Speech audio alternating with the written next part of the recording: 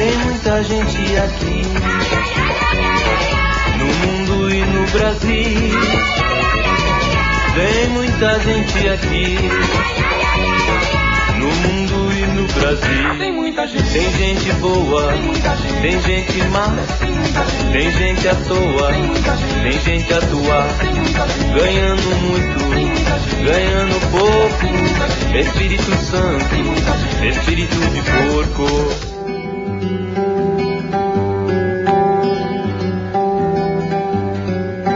Natal, 12 de abril de 1978. Mãe, fiquei muito alegre quando os dubladores entraram em greve. Ah, sim, lembrei. Isso não é do tempo da senhora. Dubladores são aqueles que fazem a voz no lugar dos outros. Por exemplo, a voz da Kelly, uma das Panteras, quem faz é a Neuza Amaral. A da Farra é a Marilise. A greve é justa. Questão trabalhista. Ponto final. Eu estou satisfeito. É porque depois do advento dos dubladores, nunca mais ouvimos a voz real do Kojak. Ficou chatíssimo ver filme de TV. Tanto faz ser John Wayne, Woody Allen ou Baretta. A voz é sempre a mesma do mesmo dublador. E a aflição que dá ver o Marlon Brando movendo os lábios assim e a voz saindo assado. Talvez o desespero que toma conta da gente quando vê um filme dublado seja apenas identificação. Nossa situação é a mesma, mãe. Nunca notou que a minha voz, a voz da senhora, do Carlito, da Regina, do Alfredo, da Jane, da Nelma, do Humberto, do Ivan, a voz de 110 milhões de brasileiros é feita pelo mesmo dublador? Eu quero ouvir a minha voz. Um beijo do seu filho. Em fio.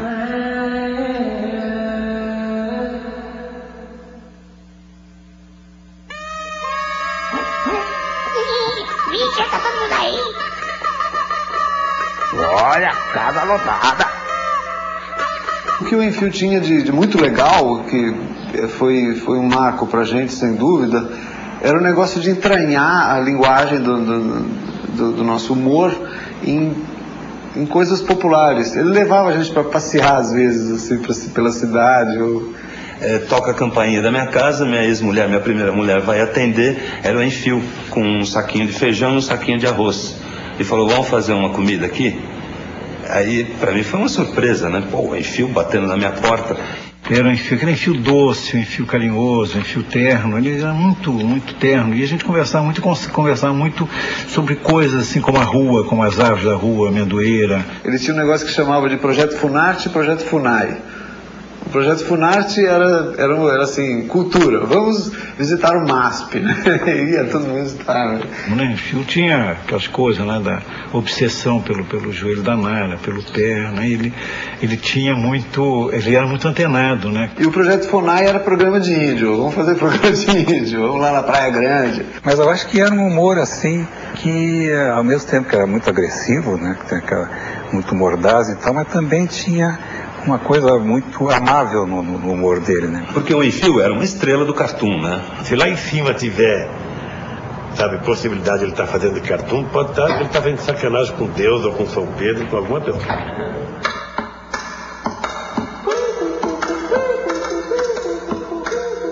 Natal, 7 de junho de 1978. Mãe, aí na hora que a coisa estava indo, chega a Copa do Mundo e leva tudo para lá. É sempre assim. Não conseguimos fazer duas coisas ao mesmo tempo. Não sabemos assobiar e fazer xixi ao mesmo tempo. Não conseguimos chutar bola e fazer democracia ao mesmo tempo. Mas sabe o que me dá mais raiva? Vez por outra, vem me perguntar se eu vou torcer pelo Brasil. Só porque a gente está na oposição, eles acham que estamos contra a seleção também? Sim, porque entre os méritos do último governo sempre acrescentavam o governo do Tri, só pra gente ficar com ódio do Tri. E a gente era besta, a gente era bobão, não sabia das coisas, e acabou achando que o Tri fosse gol do governo. Gol deles uma pinóia. Desta vez, ninguém vai me fazer ficar contra a seleção, pensando que eu tô contra o ato institucional número 5, não. A seleção é do povo, assim como a greve é do trabalhador. A bênção de seu filho, Enfio. coisas muito engraçadas que ele fazia. Ele era louco por pé, e Berenice tinha um pé lindíssimo, né? Eu quero namorar a tua irmã. E falou com a Abel, olha, é o seguinte, você vai dar um jeito, vai me arranjar a irmã da Gilce. Eu mandei esse sapato vermelho de plataforma de salto alto para ele. Aí ele disse assim, eu vou ficar todo doente, mas Bê vai me pisar do pé à cabeça. O Henriquinho apareceu lá com um negócio escrito, entende? Com firma reconhecida, assinada, entende? Para o Abel, dizendo o seguinte, que a gente se comprometia a arranjar minha irmã para ele, e ele se comprometia a dar uma pensão mensal para nós o resto da vida. São Paulo, 21 de março de 1979.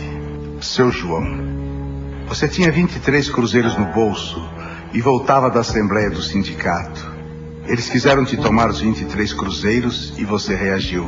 Te balearam e te mataram. Te conheci naquele almoço com os líderes sindicais, quando você, emocionado, deu um presente para a sede da Alboré, uma imagem da Aparecida. Te vi com teu sapato de 2 cores, apertei tuas mãos de eletricista e senti teu silêncio respeitoso por toda a reunião. Aí, na despedida, você nos sufocou, João. Olhando nos olhos da gente, disse mais ou menos assim: depois de 52 anos, fiquei muito honrado, sendo preto, velho e operário, de ter me sentado, conversado e almoçado com gente branca e intelectual.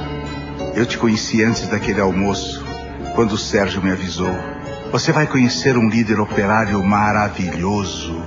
É um líder natural lá na GE, de uma alegria. Ele chama a greve de paradeiro. Você tinha 23 cruzeiros no bolso, te balearam e te mataram. Tô com saudades, João. Enfio.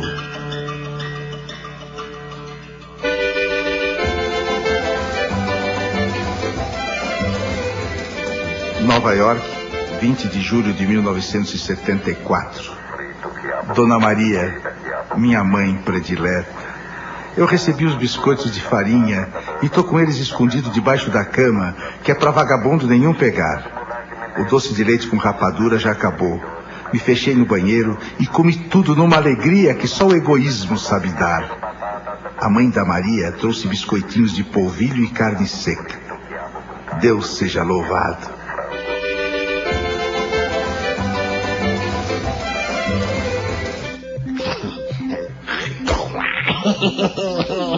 Mesmo naquele momento, era muito importante que houvesse nitidez. Era importante que você tivesse, né, bem definido, olha, quem está contra e quem está a favor da ditadura. O principal prejuízo que teve, acho que foi na época do AI-5 mesmo. Aquilo acho que foi um golpe mortal mesmo. Paradoxalmente existia uma certa esperança, né? Aquela ideia de que uma vez vencida essa etapa, uma vez vencida a repressão, uma vez afastados os militares, a coisa ia melhorar, ia deslanchar, né? Que a gente viveu 25 anos de ditadura, muitos de nós presos, torturados, exilados, e volta e tem Tancredo Neves, depois tem Sarney, depois tem Collor, depois tem Fernando Henrique. É demais, sabe? É demais. Se tem algum motivo que essa gente toda mereça o inferno, é esse, é o AI-5. São Paulo, 11 de abril de 1979. Mãe, não suporto mais a saudade sufocante do meu irmão Betinho. Minha vida segue sem sentido e sem alegrias. Sai um disco do Chico e não consigo me entregar no canto que gostaria de partilhar com ele e com a Maria. O grito de gol fica preso no peito porque me sinto sozinho no Maracanã mais lotado. Profissionalmente, estou bem, muito bem. Mas eu queria que eles também se orgulhassem de mim ao receberem o jornal de manhãzinha na porta da casa deles, aqui, como todos. Faltam 2 palmas, 2 risadas brancas e quentinhas, na hora em que as cartas são lidas ou as gracinhas são feitas na revista do Enfio. Perdoa, mãe, mas biscoito de farinha só é gostoso se mastigado, olhando nos olhos do irmão que sente na mesma hora a mesma delícia. A bênção de um dos seus filhos, Enfio.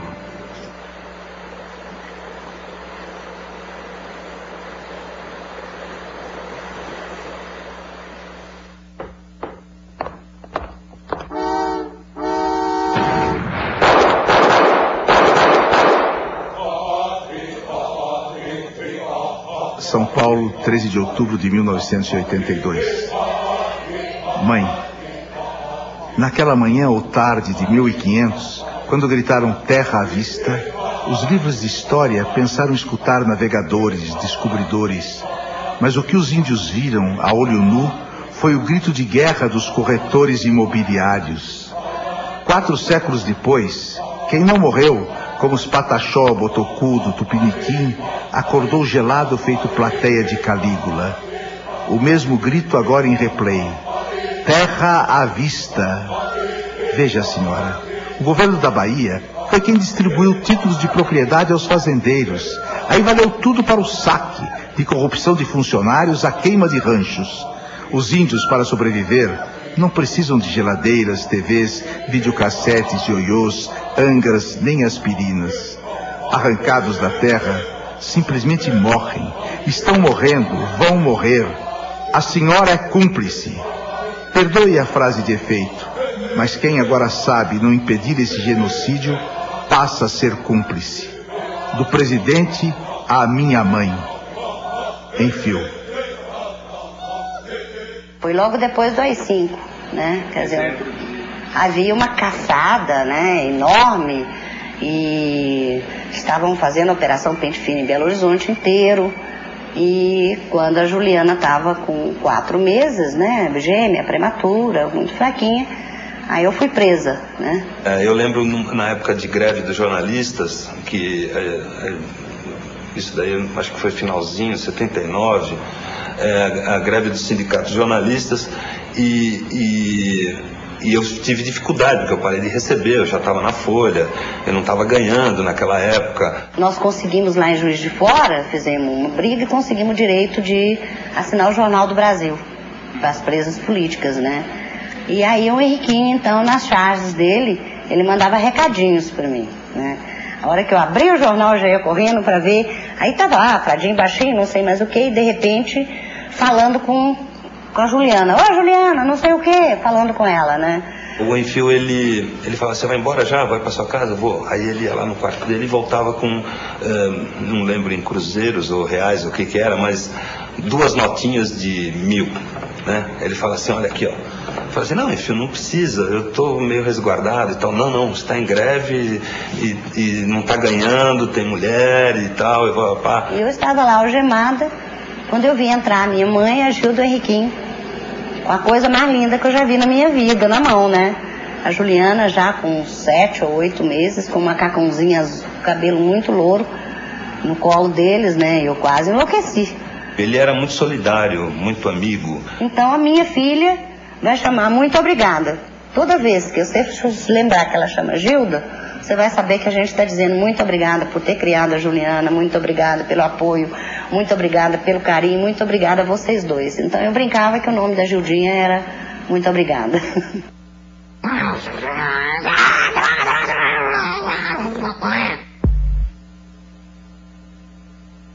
São Paulo, 1º de setembro de 1978.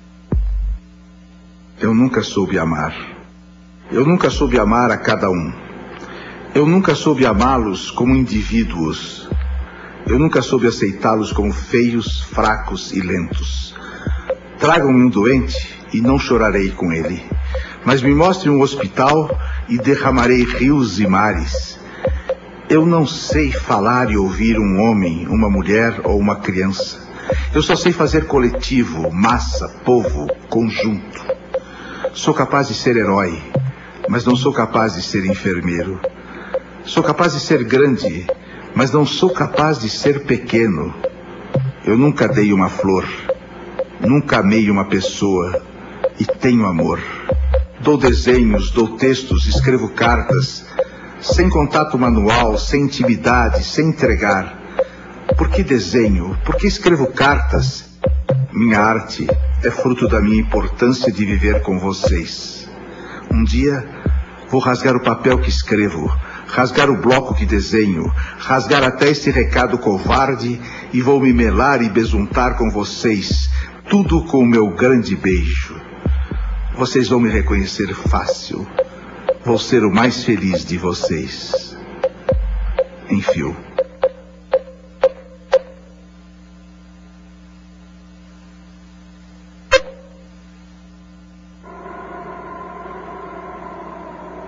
Rio de Janeiro, abril de 1977. Querido filho Henriquinho, eu hoje estou me sentindo bem melhor, mas ainda não aguento andar. A perna dói bastante com a ciática. Nós aqui, igual, a não ser as saudades dos filhos ausentes. No Natal é que eu sinto mais. Eu queria tanto que seu irmão pudesse voltar. Eu chego a imaginar ele sentado na sala com todos. Eu recebi um retrato dele. Achei tão magrinho, tão tristinho. Será que esse tormento não vai acabar nunca? Tive muita esperança quando esse novo presidente entrou. Achei ele com um jeitinho bom. Eu rezo muito para o seu irmão poder voltar. Mandei biscoitos para ele pelo correio como lembrancinha de Natal. Devem ter chegado duros. Todos de casa mandam um abraço. Um beijo para a Berenice e um abraço para você, sua mãe.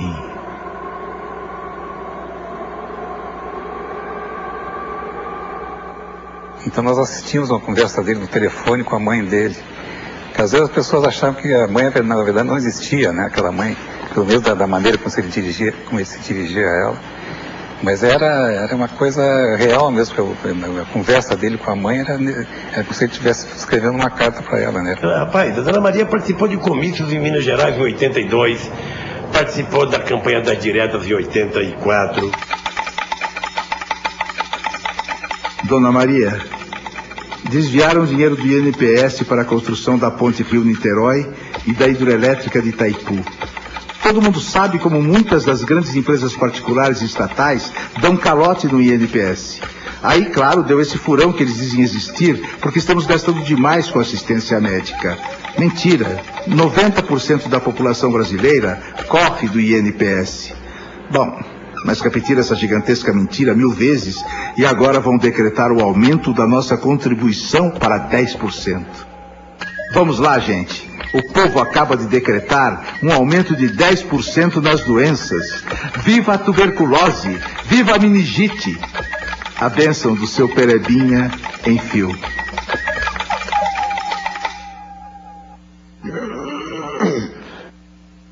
Ei, tá vendo alguma esperança aí? Ele não se continha, né? Então, em todos os movimentos que ele entrava, em todos os trabalhos, em todas as propostas estéticas ou políticas que ele entrava, ele sempre ia para a cabeça, assim, não tinha jeito. Aliás, a coisa do Pasquim, não só do Enfio, a coisa do Pasquim toda, contra o Caetano, contra o pessoal considerado Odara, eu achava um pouco de jogo de cena, assim. Sei lá, quando o Caetano começou, por exemplo, eu era fanzoca dele. Uns anos depois eu estava achando que o cara era um puta de um desbundado, que estava fazendo um serviço para a ditadura, era mais ou menos o que o Enfio achava dele também, né? E pouco depois eu estava achando de novo o Caetano máximo, sabe? A gente fala muito nele no Enfio como cartunista político, né? Engajado e militante. Agora, ele foi um cartunista do comportamento. É inegável a influência desse pessoal Odara na cultura brasileira e na formação da cultura brasileira dos anos 50 para cá, dos anos 60 para cá. São Paulo, 9 de janeiro de 1980. Mãe, sem piadinha, vou me abrir. Eu tenho acordado de uns 6 meses para cá sem ânimo, sem esperança, sem vontade de brilhar, de lutar, de mudar a Lucinha, o Brasil, o mundo, o universo. Muitas noites eu não durmo, assombrado, pensando assim, tô ficando velho, é isso. Talvez o pessoal Odara tenha razão, e eu já seja coisa antiga. Passo então a pensar angustiado em como enfrentar minha velhice, tomando fortificantes, complexo B, mudando meu guarda-roupa. Bom, de repente, eu percebi que o Mano Betinho e a Maria também estão de farol baixo. Aí, anteontem, pego o jornal e vejo o resultado da pesquisa Gallup, que dizia que 71% dos brasileiros estão pessimistas. Há uma epidemia de desânimo e impotência assolando o país nesse exato momento. O atual sistema para governar nos fez pessimistas. E pessimista não dorme, não faz amor, não faz partidos, não incomoda, não reclama, não briga. Que diabo de país é este? Pessimistas de todo o Brasil, univos. Somos a maioria. As ruas em fio.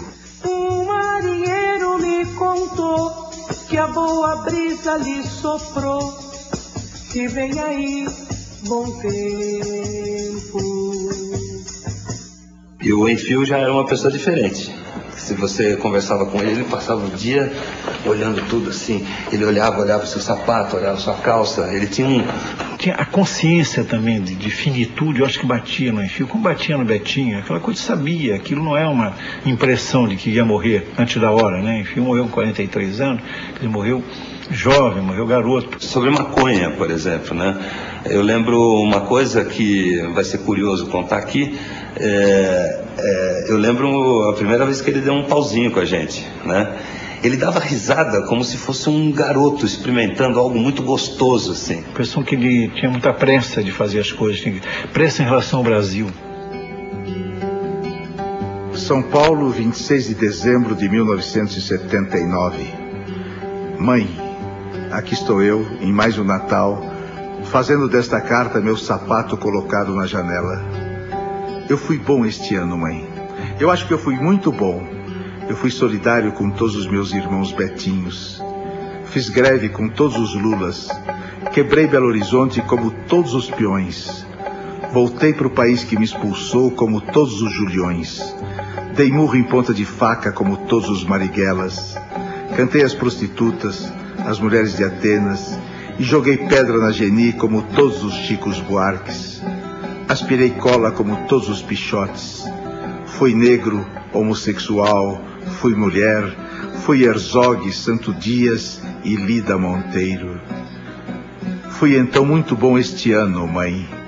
Aqui está minha carta, sapato. Vou fechar os olhos, vou dormir depressa. Esperando que meia-noite todos entrem pela minha janela, me façam chorar de alegria. Que eu quero viver a bênção em fio. O admirável e ao mesmo tempo trágico é que tudo que o Enfio escreveu, né, as cartas, as críticas, tudo que ele criticou continua aí, né? E eu acho que o Enfio agora deve estar em algum lugar zombando da gente, né? Deve estar dizendo, porra Lula, você não disse tudo o que tinha que dizer, ou você está mentindo a meu respeito. Mas alguma sacanagem ele deve estar fazendo. Como eu acredito em outro mundo, eu sei que ele está lá. Porque se outro mundo é para as pessoas justas e boas, o Enfio certamente está num lugar privilegiado. Eu sentia, quando eu encontrava com o Enfio, depois que melou tudo, eu sentia um carinho dele, assim, até no olhar. E eu também tinha por ele, bastante, né? Mas eu não sei por que a gente não conseguiu resolver isso antes da morte dele, né? Foi a última vez que eu vi mesmo, foi no apartamento dele, eu fui visitar, ele estava muito doente, estava muito mal, estava falando pouco e falou pouca coisa comigo, assim, trocou só umas impressões e tal. Mas ele foi a minha primeira grande perda na vida, assim, dolorosa, que eu senti.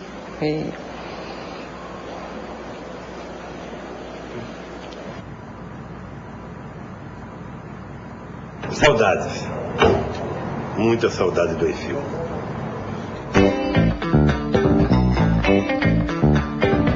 La vida jamás se acabará. Yo digo que se va a acabar, pero yo creo que nunca la vida se acaba. Rio, 6 de abril de 1977. Meu filho, eu faço votos que você esteja com saúde e feliz. Nós aqui vamos indo como sempre. Henriquinho, você é louco? Cuidado, meu filho, com as cartas de Isto É. Estão engraçadas, mas podem não ser compreendidas. Você sabe o que faz, eu talvez seja muito medrosa. Vou mandar pelo Jaguar uns biscoitos para você dar para os amigos, como você faz, não é? Os biscoitos não ficaram bons.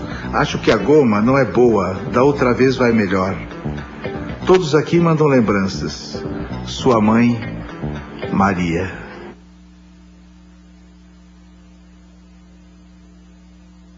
Vocês não têm o direito de fazer nada ligado ao Enfio que seja triste. Nada.